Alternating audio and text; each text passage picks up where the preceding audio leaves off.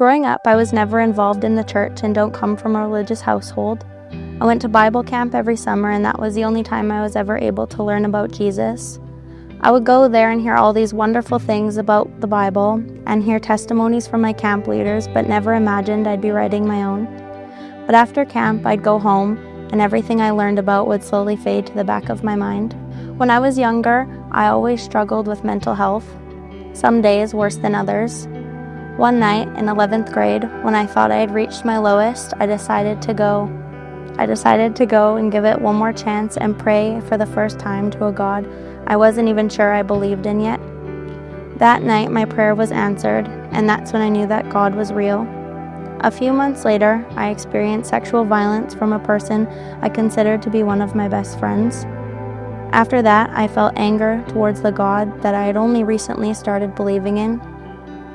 I didn't understand how I could be taken out of the darkest point in my life only to be put in an even darker one. In my resentment, I turned away from God's plan, trying to take control of my own life instead of trusting in His will. Eventually, that hurt consumed me and made life feel like it wasn't worth living for. One night, just over a year ago, I thought it would be my last. Only this time, I didn't try to reach out to God, as I didn't feel like I needed His help. I got into the bathtub to run a bath, and as I turned the handle, a rush of freezing water came from the shower head, soaking my face and clothes.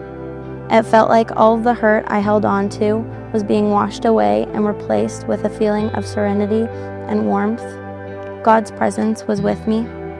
A warm feeling of light washed over me, and I finally understood what it meant to believe in God. It wasn't the miracles I needed from Him in the hard times. It was a relationship with Him that I needed to carry me through them. That moment, I decided I would give my life to Christ. I finally felt understanding in what God's purpose was for my life. To spread His word and to show others His light, and to no longer feel hate and resentment towards others, but to feel forgiveness, and to understand that the hurt in my life is what brought me to Christ.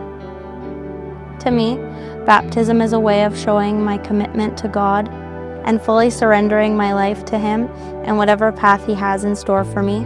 And what a beautiful thing it is to share my word and the testimony of my journey with others in the hopes of planting that same seed that my camp leaders planted for me so long ago.